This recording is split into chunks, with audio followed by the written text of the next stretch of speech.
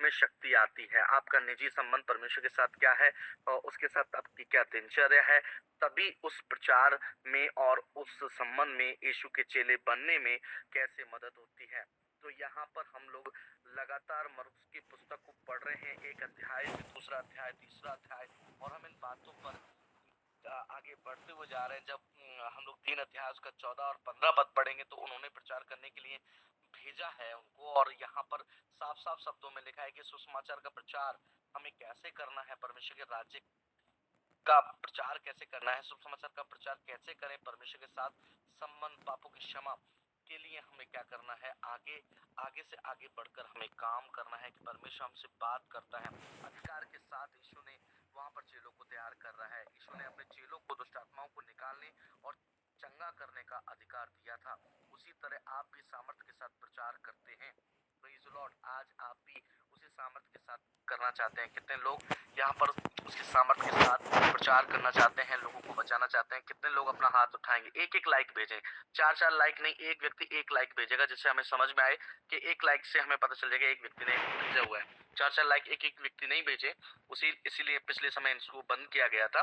तो इस बात को समझेंगे कि 15वें पद में क्या लिखा है, और दुष्टात्माओं को निकालने का अधिकार रखें वे ये हैं, समौन जिसका नाम उसने पतरस रखा, और वो वहां पर चुनाव कर रहा है। किन किन का चुनाव कर रहा है? वो अपने जो 12 चेलों का चुनाव कर रहा है यहाँ पर। और क्या अधिकार दे रहा है? दुष्ट आत्माओं को निकालने का अधिकार दे रहा है। जब यहाँ पर हम 3 अध्याय उसका 20 से 30 पद तक पढ़ेंगे तो हम देखते हैं यहाँ विरोध का सामना करें, है ना। यीशु का प्रचार करते समय विरोध और गलत फहमी हो सकती है, लेकिन पवित्र आत्मा की निंदा और पवित्र आत्मा के कार्य को अस्वीकार करने से बचें। यहाँ पर निंदा की गई है ना, मगर यहाँ पर क्या करें कि पवित्र आत्मा के कार्य को अस्वीकार करने से बचे। बहुत सारे लोग क्या करते हैं, पवित्र आत्मा की निंदा को सहते हैं, उससे बचना है हमें, है। और दृढ़ रहें, मजबूत रहें, यीशु के बुलावे को स्वीकार करें और उसके लिए धन्यवाद दें, चाहे आप पर हमला हो या नहीं, चाहे कुछ भी हो आपके लिए। तो हम जब इसको पढ़ेंगे तो यीशु और बाल जक्कुल की बात को हम देखते हैं यहाँ पर। तब वह घर में आया और ऐसी भीड़ इकट्ठी हो गई कि वह रोटी भी ना खा सके, है ना। और अध्याय 3 के 21 पद में लिखा है, जब उसके कुटुंबियों ने यह सुना तो वे उसे पकड़ने के लिए निकले, क्योंकि वे कहते थे कि उसका चित्त ठिकाने नहीं है। शास्त्री भी जो यरूशलेम से आए थे ये कहते थे उसमें शैतान है, और वह दुष्टात्माओं के सरदार की सहायता से दुष्टात्माओं को निकालता है। इसलिए वह उन्हें पास बुलाकर उनसे दृष्टांतों में कहने लगा, शैतान कैसे शैतान को निकाल सकता है। तो मेरे अजीजों, इस बात को हम समझे कि यीशु के बुलावे को स्वीकार करें और उसके लिए धन्यवाद दें, चाहे आप पर हमला हो या नहीं। मैं आपको बताना चाहता हूँ, फिर से मैं बताना चाहता हूँ, विरोध का सामना कैसे करें। वचन आपके पास है तो आप विरोध का सामना कर सकते हैं, बिल्कुल कर सकते हैं। हालेलुया। 3 अध्याय उसका 14वां पद में साफ साफ लिखा है, प्रार्थना और अध्ययन हमें करना है। हम यहाँ पर प्रार्थना और अध्ययन कर रहे हैं, हर दिन यीशु के साथ समय बिताएं। हम प्रतिदिन 8 बजे मिलकर यहाँ पर अध्ययन कर रहे हैं। कल हमारे पास सवाल था कि शिक्षा शिक्षा अध्ययन और प्रचार में क्या अंतर है। तो प्रार्थना और अध्ययन, हर दिन यीशु के साथ समय बिताना। मैं आज यहाँ पर इस बात को कहता हूँ कि यीशु के साथ समय बिताना, उसकी शिक्षा को पाना है। हालेलुया। तो मरकुस 3:14 में इस बात को हम सीख सकते हैं, और अपने जीवन की साक्षी दें, अपने जीवन में परमेश्वर के अद्भुत कार्यों के बारे में बताएं, है ना। तो हम लोगों ने यहाँ पर कुछ बातों को सीखा है। जैसे हम शुरुआत से हम पढ़ते हैं तो 3 अध्याय उसका 8वां पद क्या कहता है, भीड़ के का यीशु के पीछे हो लेना यहाँ पर है। और यहूदिया और यरूशलेम और इदमिया और यरदन के पार और सूर और सैदा के आसपास से एक बड़ी भीड़ आ गई। वहां पर बहुत सारे नगरों को चुनाव किया गया। मैं आपको बोलना चाहता हूँ, सेवा करें और चंगाई और मदद के कार्य को माध्यम से यीशु के प्रेम को दिखाएं। मैं आपको बोलना चाहूँ, परमेश्वर का प्रेम कैसे आएगा, लोगों को चंगाई के लिए प्रार्थना करेंगे। हालेलुया। आज मुझे मौका मिलेगा तो मैं जरूर लोगों के लिए प्रार्थना करूंगा। क्या आप चाहते हैं कैसे सेवा करें? यहाँ पर हम सेवा कार्य को सीख रहे हैं। हालेलुया। कितने लोगों को समझ में आ रहा है? जितने लोगों को समझ में आ रहा है वो लिख सकते हैं और टाइप कर सकते हैं या अपना हाथ उठा सकते हैं। जिन लोगों को समझ में आ रहा है, जिनको नहीं समझ में आ रहा है वो सवाल मुझसे करें, मैं वचन से ही सवाल करूंगा और आपका उत्तर भी वचन से ही दूंगा। वचन में नहीं है तो मैं बिल्कुल चुप हो जाऊंगा, शांत हो जाऊंगा। क्योंकि हमें साहस से बोलना है, आगे हमें काम करना है, साहस हमारे पास होना चाहिए। और वचन नहीं है तो हमारे पास साहस भी खत्म हो जाता है, हमारा साहस कमजोर हो जाता है। जैसे हम लोग 3 अध्याय उसका 14-15 को पढ़ेंगे, जब अवसर मिले तो यीशु के बारे में बताएं और उन्हें उद्धार के लिए आमंत्रित करें। आप उद्धार के लिए आमंत्रित करें लोगों को, प्रभु के बारे में बताएं, परमेश्वर के वचन को समझाएं। वहां देखिए अपने जीवन को, कैसे आपके जीवन से लोग बदल सकते हैं। तो मैं आगे बढ़ता हुआ जाऊंगा। यहाँ पर हम लोग देख रहे हैं कि यहाँ पर हम लोग जब पढ़े थे तो 27 पद में लिखा है, परंतु कोई मनुष्य किसी बलवंत के घर में घुसकर उसका माल नहीं लूट सकता, जब तक कि वह पहले से उस बलवंत को भान ना ले, और तब उसके घर को लूट लेगा। मैं तुमसे सच कहता हूँ कि मनुष्य की संतान के सब पाप और निंदा जो करते हैं क्षमा की जाएंगी, परंतु जो कोई पवित्र आत्मा के विरुद्ध निंदा करे वह कभी भी क्षमा न किया जाएगा, वरन वह अनंत पाप का अपराधी ठहरता है। क्योंकि वे ये कहते थे कि उस में अशुद्ध आत्मा है। इस बात को ध्यान रखें, प्रभु यीशु मसीह का कार्य को वहां पर वाद विवाद में डालना चाहते थे। मैं आपको बताना चाहता हूँ, यहाँ पर लगातार आप वचन को पढ़ सकते हैं। अब 31 पद में हम लोग जाएंगे। यीशु की माता और भाई के बारे में यहाँ लिखा गया है, तब उसकी माता और उसके भाई आए और बाहर खड़े होकर उससे बुलवा भेजा। भीड़ उसके पास बैठी थी और उन्होंने उससे कहा, देख तेरी माता और तेरे भाई बाहर तुझे ढूंढते हैं। उसने उत्तर दिया, मेरी माता और मेरे भाई कौन है? देखिए, परमेश्वर का काम जब होता है तो हम अपने परिवार को भूल जाना है। यहाँ पर यीशु ने ऐसा करके दिखाया है। परमेश्वर के काम के लिए आपको करना है तो अपने परिवार खानदान को भूल जाना है। उसने बोला कौन है? वो पूरा मनुष्य था, उसके भाई भी थे, उसकी माँ भी थी, मगर उसने क्या किया? कितने लोगों को ये बात समझ में आ रही है? परमेश्वर के काम के लिए आपको क्या करना है? परिवार को भूल जाना है। सबसे बड़ा गवाह मैं हूँ, मैं खुद अपने आप को कहता हूँ, ठीक है। यहाँ पर मैं शब्द को नहीं लाना चाहता कि मैं करता हूँ, आप भी ऐसा करते होंगे, मगर मैं आपको बताना चाहता हूँ प्रभु यीशु मसीह मुझे भी ऐसा कहता है कि सबको भूल जा। प्रभु के लिए मैं सबको भूल जाता हूँ, मुर्दों को मुर्दे गाड़ने देता हूँ। तो आज मेरे अजीजों, मैं आपको बताना चाहता हूँ कि परमेश्वर का वचन क्या कहता है। मुझे भी लोग रोकते हैं, मेरा भी खानदान परिवार रोकता है। उसने कहा कौन? उसने उत्तर दिया, मेरी माता और मेरे भाई कौन? और उन पर जो उसके पास बैठे थे दृष्टि करके कहा, देख मेरी माता और मेरे भाई ये हैं। हालेलुया।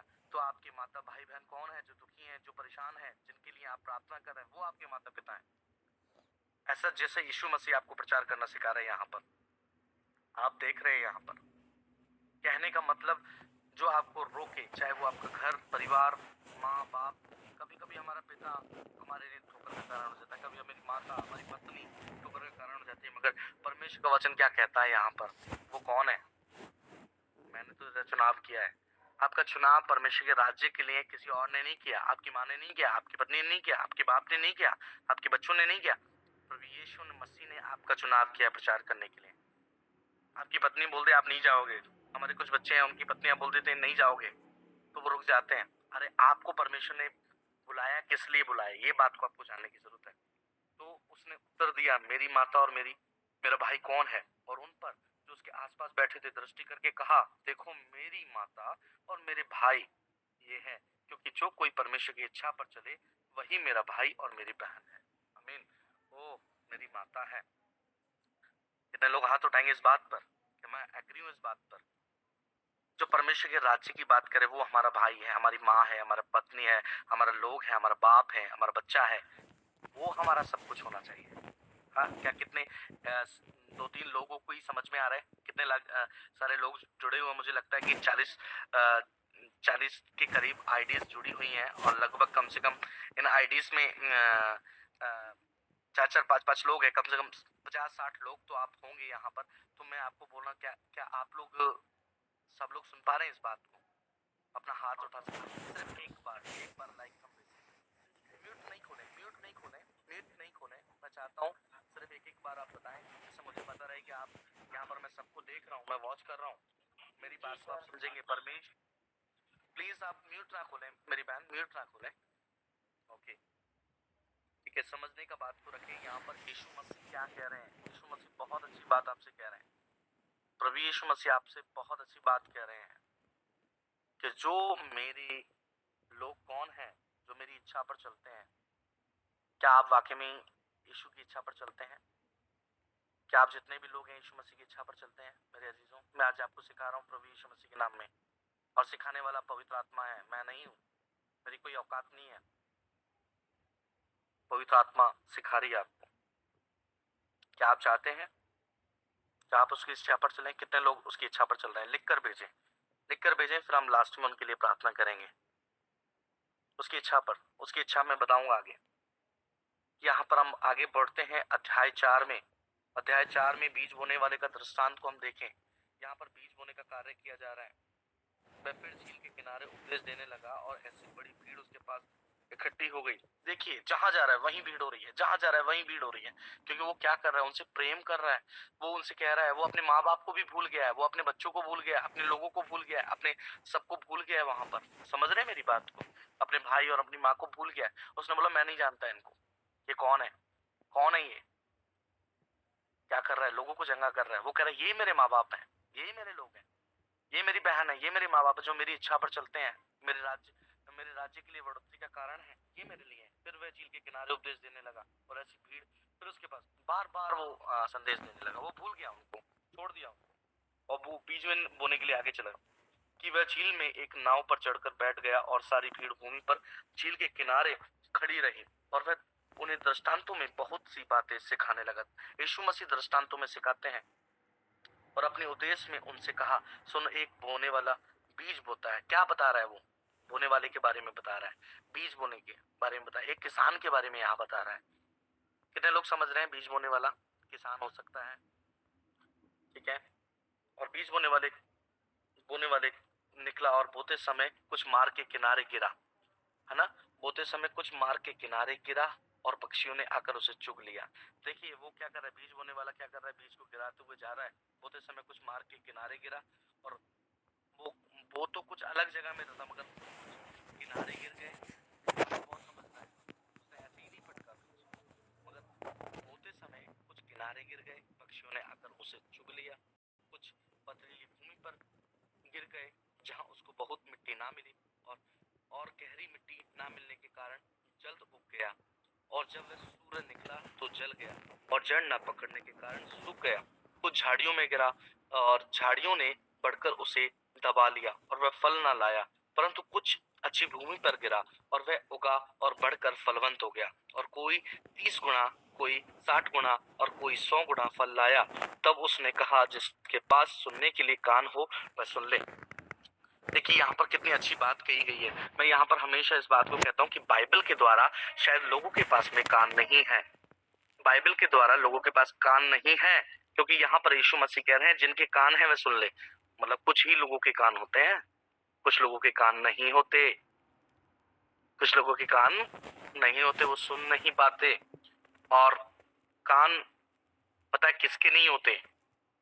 सर्प के कान नहीं होते, वो सुनना नहीं चाहता, बस इशारों से चलता है ना। तो मैं थोड़ा सा इसको मिला सकता हूँ, मगर मैं नहीं मिलाऊंगा, क्योंकि यहाँ कान नहीं होते ऐसा लिखा है ना।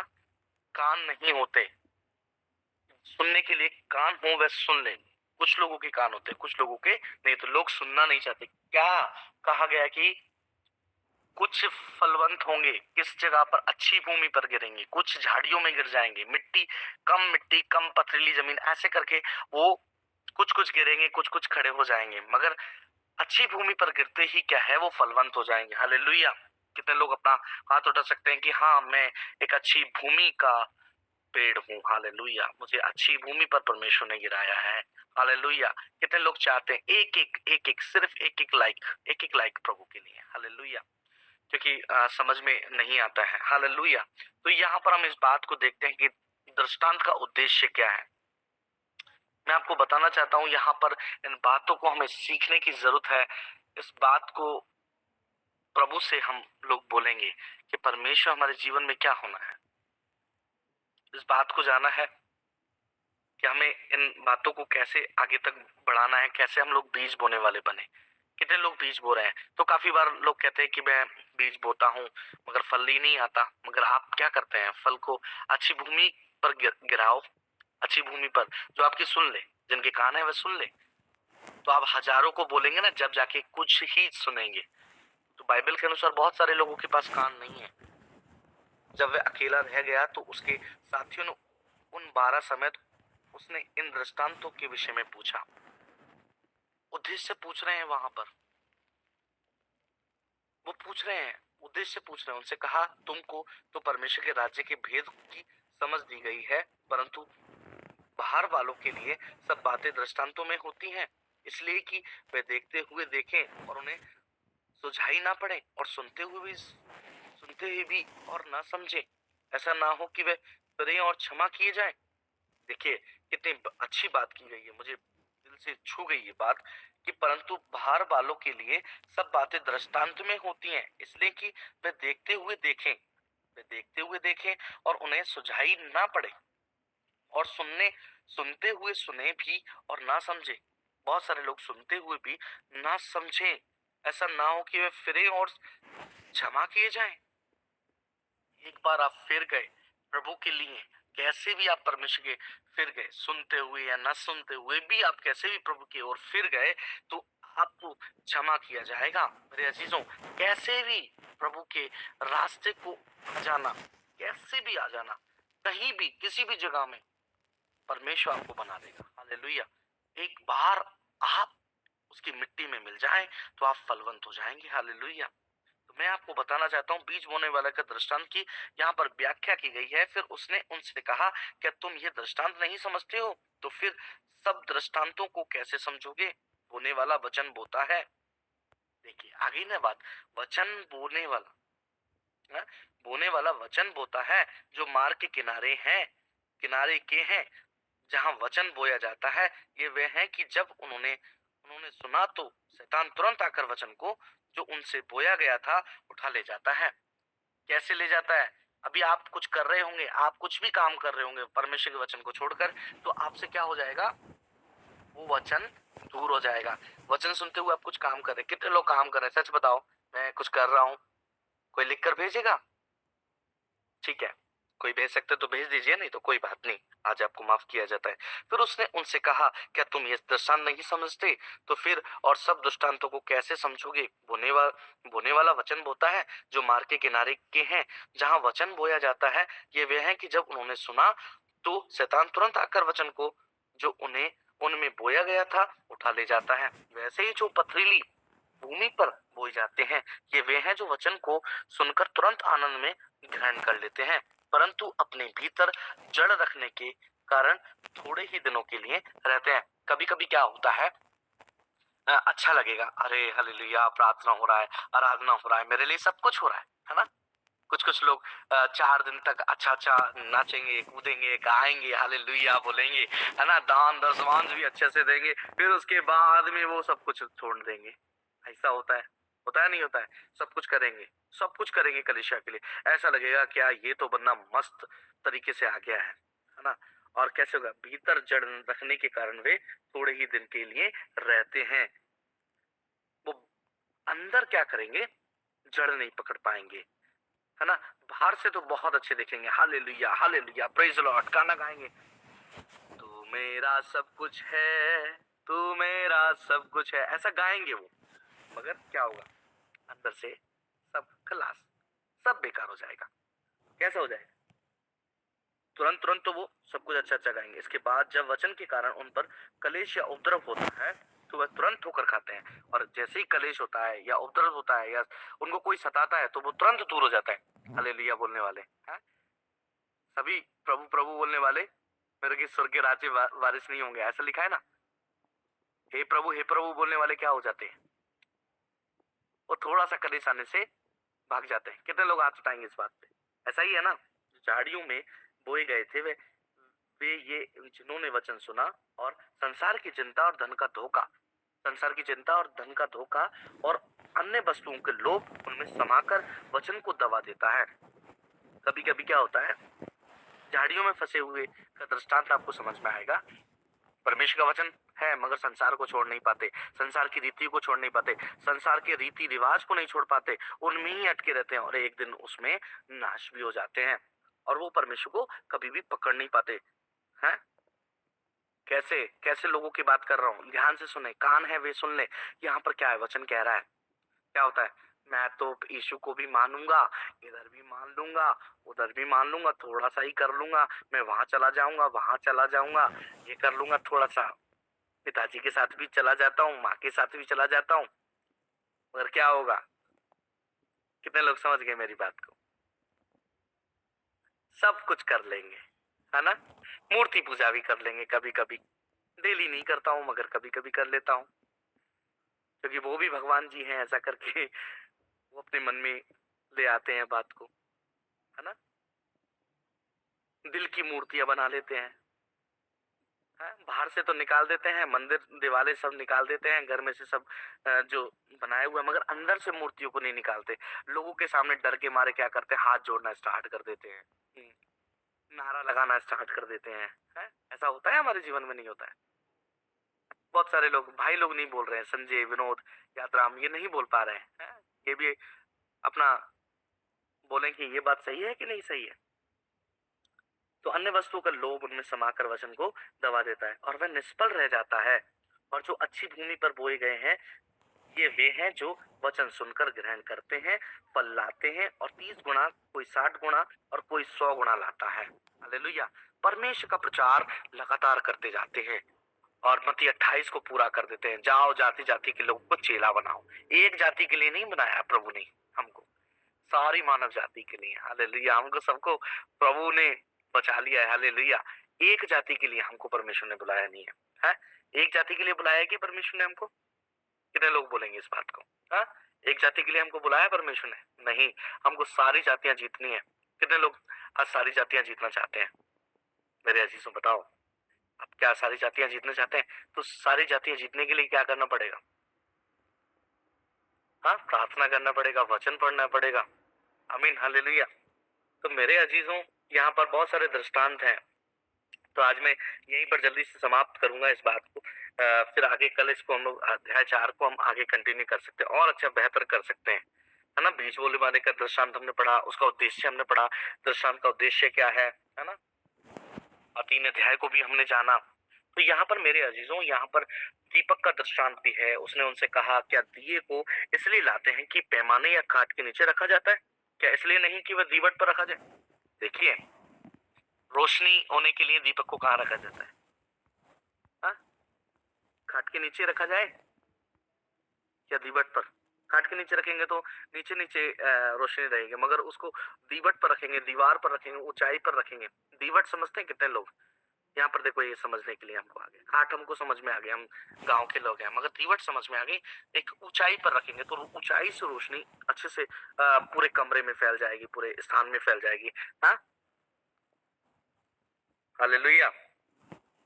रखा जाए, क्योंकि कोई वस्तु छिपी नहीं, परंतु इसलिए कि प्रकट हो जाए, और ना कुछ गुप्त है, पर इसलिए कि प्रकट हो जाए। यदि किसी के सुनने के कान हो तो वह सुन ले। बार बार यीशु मसीह ऐसा क्यों कह रहा है? यीशु मसीह क्यों कह रहा है दृष्टांतों में, जिनके कान है वे सुन ले? क्या वाकई में ही बाइबल में जितने भी लोग हैं या यीशु मसीह को मानने वाले लोग हैं, उनके कान नहीं है क्या? प्रभु यीशु मसीह ऐसा क्यों बोल रहा है बार बार में?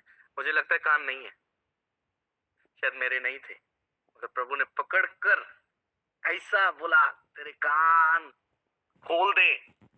कान तो थे, दिखाई दे रहे थे, मगर अंदर के वाले कान नहीं थे। यीशु ने पकड़ कर बोला, तू सुधर जा, नहीं तो नाश हो जाएगा। ऐसे परमेश्वर कभी कभी हमारे कान को पकड़ता है और बताता है, मेरी सुन। तो मेरे अजीजों, मैं आपको बता रहा हूँ, सुनने के कान हो तो वह सुन ले। फिर उसने उनसे कहा, चौकस रहो कि क्या सुनते हो। जिसने नाप से तुम्हें नापते हो, उसी से तुम्हारे लिए भी नापा जाएगा। जिस नाप से नापते हो, नापा नापा देखा है कभी भी? गए हो गांव में, कंट्रोल पर गए हो, एक नाप होता है, और जब कंट्रोल वहां पर नापा जाता है तो मिट्टी का तेल लेने जाते थे बहुत समय पहले। मिट्टी का तेल, केरोसिन लेने जाते थे स्टॉव के लिए, है ना। कितने लोग, एक दो लोग ही जानते हैं, क्या सब लोग जान रहे हैं क्या? नहीं जानते, है ना।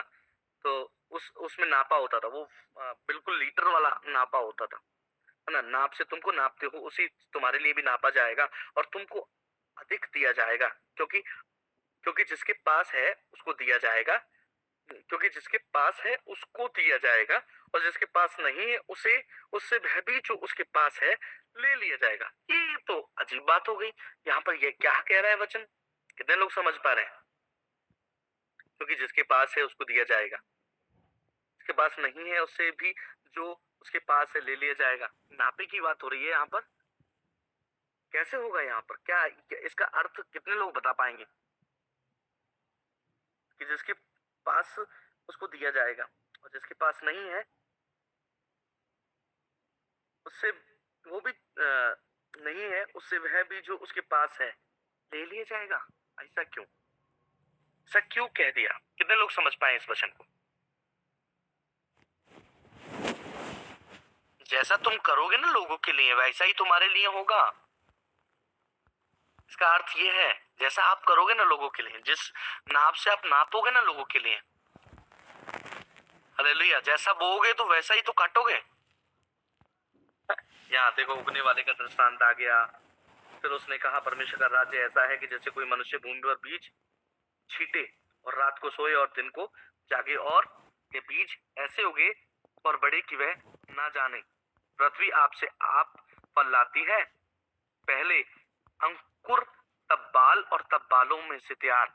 सबसे पहले बीज क्या होता है? अंकुरित होता है नीचे से। कभी अंकुरित बीज किसने खाया है बताओ?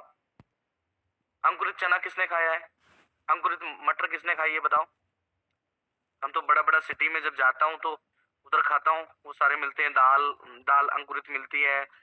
अंकुरित का मतलब उसमें कुल्ला जैसे आता है ना?